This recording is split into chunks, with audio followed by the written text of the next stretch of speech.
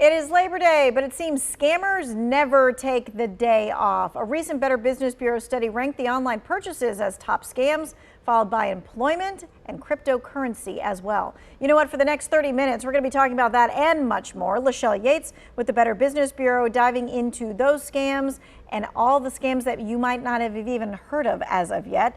What we want you to do is be able to get your question to our experts. So the number's on the bottom of your screen. We're going to put it on the big screen as well, 336-379-5775. You text in your question, and then we're going to be able to answer your question live on the air. All right, so Lechelle, let's first and foremost start talking about QR codes. QR codes are everywhere. They're on restaurant menus. They're used by businesses all over.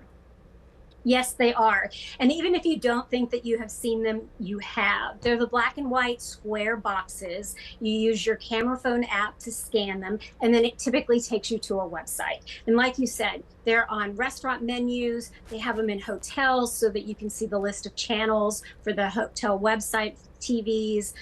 They're everywhere. And, they're really convenient, but there are several types of scams that go along with these. You could download malware onto your phone so it no longer works, or worse, the hacker now has access to your personal information. The QR code could be programmed to send messages and emails to your contacts that then try to harvest personal information like bank account information. The QR codes could also take you to a website that tries to trick you into giving personal information. There are other types of scams that just go straight after your money right from the beginning.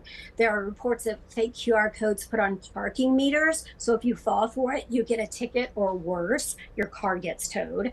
Scammers are printing restaurant to-go menus with fake QR codes that take you to lookalike websites where you order food that, of course, never arrives because it's a fake website. And there are even examples of scammers sending letters posing as government officials and directing people to use the QR code in the letter because the official site is down. So how do you protect yourself? Well, first, just stay on guard. Be aware of the danger is the first step. Also, check to see if the QR code has been tampered with. If there's one that's stuck over one of the other ones, that's a good sign that that's a fake QR code.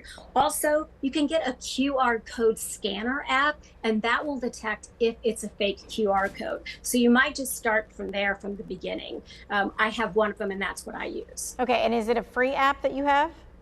It's a free app. Okay, yeah, so a QR scanner code. All right, and that's just going to be the easiest thing because nowadays you don't even know if there's like one, sticker on top of another or anything like that. Okay.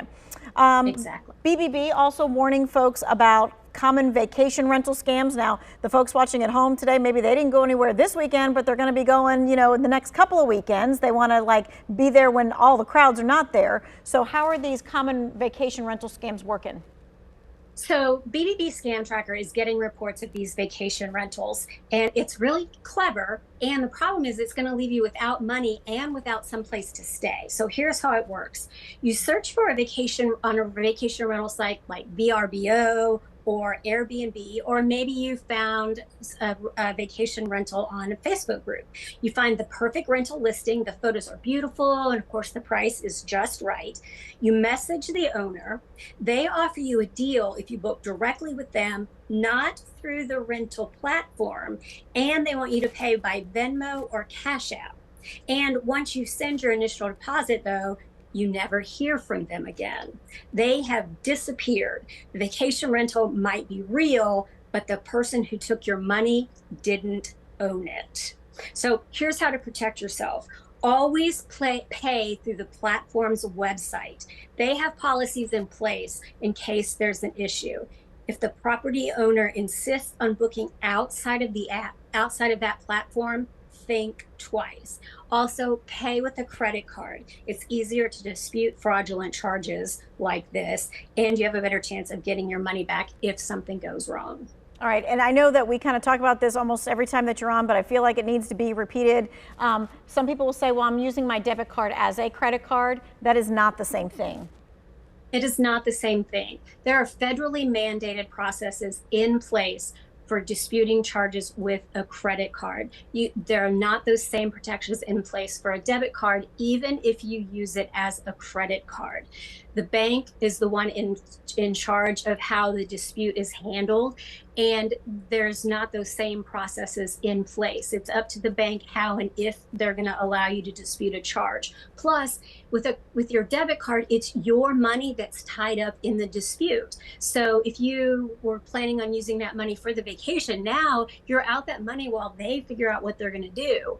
Whereas if it's with your credit card, it's the institution's money that's tied up. So you could go ahead and book another vacation with a real listing. Yeah, okay. All right, so let's talk about fake app store texts. So this is something that a lot of us get. We get all kinds of texts from Amazon, from Postal Service, or what pretends to be Postal Service or Amazon, and they always want us to take some sort of action. Yes. So this one actually hit close to home for me. My mom calls me over and she's like, I think I got a scam text, but I'm not sure. And so I looked at it, and it says, here's the text. You can see it says, thank you for placing your order at the App Store. So now this is kind of new. Scammers are impersonating Apple. A lot of times, like you said, it's usually from Amazon or someplace like this. And then the rest of the text is nearly identical to the Amazon text. If you didn't place this order, call support immediately, and they provide a phone number. If you call that number, the customer service rep will either try to get your username and password for the App Store, or they're going to try to get other personal information, typically like your credit card number. So how do you protect yourself? Well, it's very simple.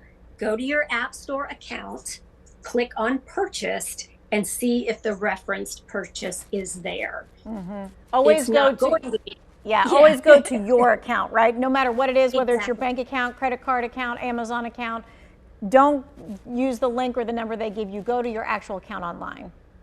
Absolutely. That is the safest way. I mean, it's not going to be there because these are fake texts, but never use that ever so helpful, friendly customer service number that they provide. And never, ever click on a link in a text from somebody that you don't know, because it's going to download malware onto your computer, where they can either get personal information off of your computer, or they'll try to go in and get personal information from other people. Mm-hmm. Okay. So are there just some other general rules or principles that we should be thinking about when we're shopping online? Oh, yes. When you're shopping online, you want to be really careful with websites that you go to. You want to make sure that the website is a secure website. So look for the HTTPS in the URL.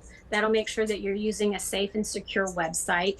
You want to be careful and make sure that you're shopping on real websites. There are a lot of lookalike websites out there, and you can usually tell that well, I was going to say you can usually tell. So the scammers take a lot of steps to make it seem like the website is legitimate. They take pictures from real websites.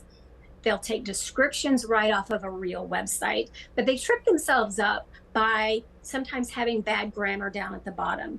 Other things that you can look for is no contact information. That is a huge red flag. If there's no contact information on the website, you might think twice about doing business with them. You can look for the accredited business seal from the Better Business Bureau. That will let you know if it's a legitimate website or not, because we've verified that it's a legitimate company. Those are some of the things that you can look for when you're shopping online to make sure that you're doing business with a legitimate company. Okay. All right. We're going to take a quick break. We're going to take your questions when we come back. 336-379-5775 is the number. We'll see you in a few minutes.